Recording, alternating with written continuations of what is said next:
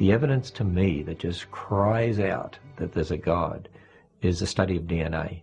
DNA is a very powerful, massive information storage system. In fact, DNA that makes up our genes actually is like books of information that's read by a language system. It's absolutely phenomenal. And scientists know today that languages, a code, only come from an intelligence, and information only comes from information. Nobody's ever seen matter by itself give rise to a code. Nobody's ever seen matter by itself give rise to information. And as you look at DNA, it actually cries out, in the beginning, God created the universe. We all begin as a single cell the size of a period at the end of a sentence.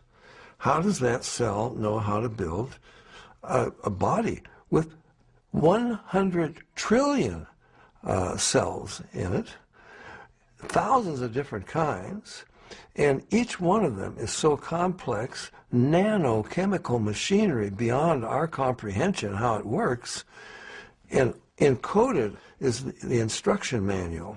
It's the manufacturer's manual how to build and operate every part of this incredible body made up of 100 trillion cells.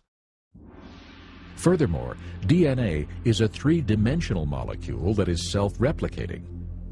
Each molecule is able to make an identical copy quickly and efficiently.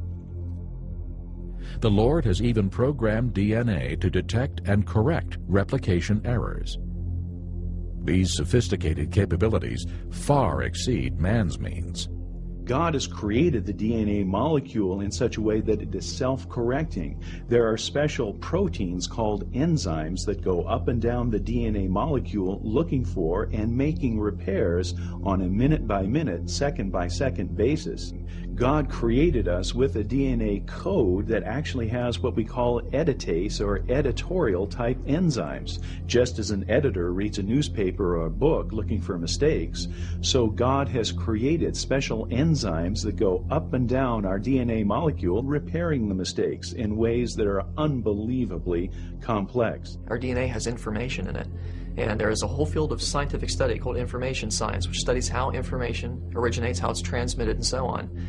And one of the laws of information science says that information never originates by itself in matter, never spontaneously comes about. Anytime we trace the copying of information back to its source, it always comes back to a mind. And since we have creative information in DNA, that tells me that DNA comes from intelligence. It's not something that could possibly come about through millions of years of mutations and natural selection. Nobody knows. Go to the university and go ask your physicists, go ask your chemists, go ask them and say this. Say, how do these crazy things called quantum particles, which act so strangely, compose the next stage up the chain? How do they compose an atom? And then ask, how does an atom compose a molecule? And how does a molecule compose a chemical? And they're going to say, we don't have any idea. Now they'll probably get out their tinker toys and draw you or sculpt you a picture of an atom and say, this is how the atom is structured, and it gives rise to the molecule, and some molecule in question. And you say, no, Professor, how does one compose the other? I didn't ask you to show me a representation that you think is true about the one, and then just about the atom, and then just say, oh, it composes the next stage up, the molecule. I want you to say, Professor, I want you to show me how it works. Tell me what is involved. Guide me through the process. And that professor is going to say, we don't know how it works. We can't. So the point is here, I remember we studied this a lot when I was a graduate student in physics or philosophy. We talked about this a lot. There is no known relationship between quantum particles and then the things that they allegedly compose, whether it's molecules or chemicals or worlds or rocks or whatever. Now, there's a whole lot of people who are going to tell you that that's what happens, that the quantum particles compose physical reality. Now, I'm not so sure. This is the level of knowledge, okay, not of wishful thinking. The level of knowledge is when we have empirical data and philosophical reasoning that is that sophisticated, that powerful, that ironclad, that simple, that we can say, okay, it can't be any other way. So we have to say, this is an absolute truth. This has to be a truth of things, and this can't be an illusion. So we know something. I mean, what's more enjoyable than that? Well, I can think of a couple things that are more enjoyable, but that's pretty, for someone like me who's just obsessed with knowing how things are and knowing about myself and just knowing the way reality works, and I know a lot of the listeners of this show are the same way.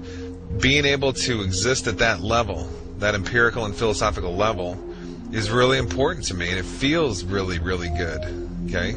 Some people don't care about stuff like this, and that's fine. Just let them go. And they care about other things. You know, maybe they care about art, or maybe they care about television, or maybe they like Barack Obama and war, and maybe they like to be brainwashed, or who knows what. But for me, I want to know how reality works, and it makes me feel, every time I get a little bit further along, it's like I've energized my soul or something. The deepest parts of me have grown, and they feel more spiritualized. Okay, so it's very, very healthy to do this.